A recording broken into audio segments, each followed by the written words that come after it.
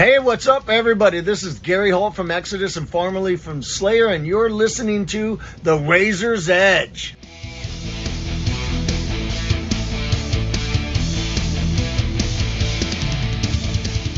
I am here at Desertfest interviewing Lowen for The Razor's Edge. Hey. Nice to meet you guys. Hello. Thanks for coming out. How's your day been? Bloody brilliant. Thank Bloody you for brilliant. asking. Yeah, how's yours been? It's been pretty good, thanks. I've had far worse. It's a Saturday, it's festival season. How was the set from your guys' points of view? It was good. We played a new song today. It's like we played it the first time at Uprising last week. Right, okay. It was just so cool to play it to a massive crowd and like see the reactions. That was incredible for us. What did you guys think? Yeah, it went really well. Yeah. That was really good. Dev was rammed, wasn't it? Yeah, it was great. Crazy. Yeah. Yep, sick. That's good. I guess that's your first new music since Unceasing Lamentations. Like, have you got a full length on the horizon, or? We do. We've like pretty much. It's almost finished. We've done all the instrumentation. Like 3 out of 5 of the songs are vocals. Cool. We don't know when it's going to come out. Probably next year. But we'll see. Yeah. Fair enough. No, that's good. And from like the instrumentalist point of view, like, is there a progression from previous works, or is it all the same? No, definitely. It's kind of more heading into like Death Doom territory now. It's more technical. There's lots of like crazy time signature shit. The vocals are like amazing. He's doing a great job.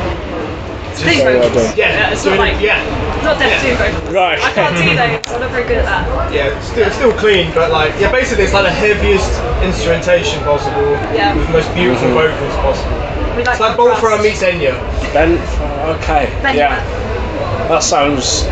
I look forward to hearing it. I don't know what to say about that, but it sounds great. I love the presence that your drummer has. I know we love him. Yeah, he's great. I know you have live drummers, but no, it's just incredible to Oh, watch. he's our drummer. He's basically our drummer. He's the He drummer, started okay. out as our live drummer. Flo Tillman, Flo and Rich are integral to the band. Like they may not be like necessarily like writing in the same way that me and Shan do, but like we couldn't do this without them. So we're mad grateful to have them with us. I get that. I think as well, it's like me and Nina work on like the core of the songs to make sure that like Nina fully gets a chance to like explore things. Yeah. And then once she's had an opportunity to do that, then Rich and Flo like bring their flavour to things. You know, it's like that kind of thing. It's like a recipe. You know, if everyone's just throwing shit at the wall at the same time, it's not necessarily going to work as well as like feeding it through a bunch of different kind of processes, you know? No, absolutely. It's good to have a course sometimes and then let everyone put their own individuality on it. But And Nina's the buff.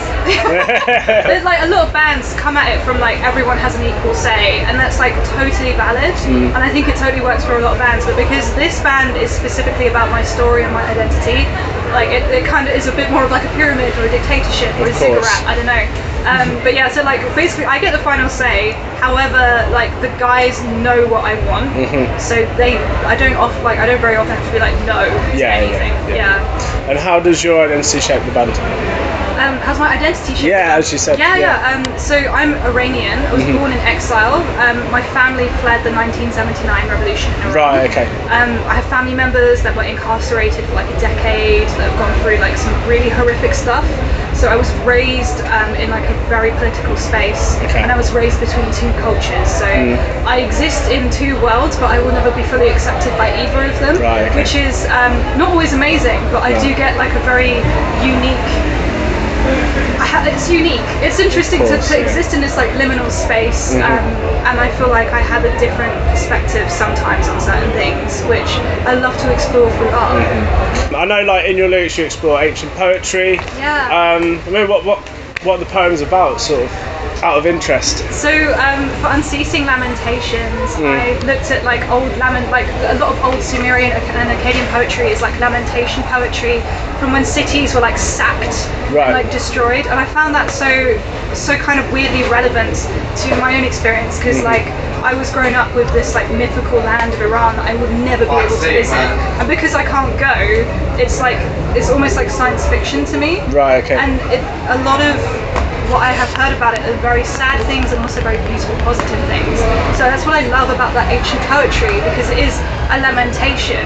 It's like immensely sorrowful and sad, but at the same time, a lot of this poetry contains a lot of like, it's not necessarily hope, but it's also just like okay, it sucks. Like, the walls have fallen, the bricks are dust, but you can't keep crying about it. No. And I really like that. Like, it's kind of empowering at the same Life time. goes on despite the sack destruction. of Yeah, ancient cities, yeah. that's fantastic. That's why I like to interview bands. They've got something to say. It makes it all a lot easier. No, that's great.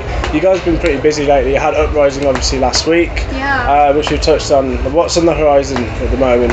We have Doom Lines. I think it's Sunday, July 23rd. I think in Sheffield. I'm not great at dates. But yeah, thank you to Holy Spider Promotions for letting us do that. So we're very excited to play Doom Lines. We've got some stuff booked in for next year that I can't talk about yet as well. Of course. No, great.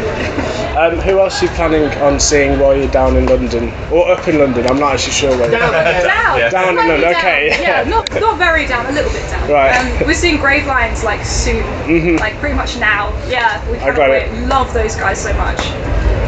Yeah, Graveline's fantastic. Church of the Cosmic Skull. Yes, Church of the Cosmic There Skull. are bros as well. Yeah, Bros and sisters. Probably check out COC as well. Of course. I've met Pepper. I love Pepper. He's such a nice guy, and he's so friendly. So sweet. Like like he's one of those people where if you hang out even in the same room, if you're just on the peripheral, like you feel cool because you're in the same room as Pepper Keenan. He's chill. He's a really nice dude. Yeah. We're in Camden. There's a lot of great foods on offer. What are you guys going to be having? I'm going to head down to the Temple of Satan. Yeah. Get something there. I love that place. There's an amazing Chinese vegan restaurant. Really? It's like down there. It's cool. really good. Yeah. I'll probably head there. Hell yeah. Yeah. It's not always open. Ah. We've been there a couple of times. We tried to rock up there a couple of times and they just closed on random days and random times. You know it's a good restaurant when they don't feel like they have to be open. Oh man. Well, Lowen, it's been so nice to meet you and speak to you. Graveline's are on now, so I won't keep you for too much longer. But this has been Lowen at Desertfest for the Razor's Edge.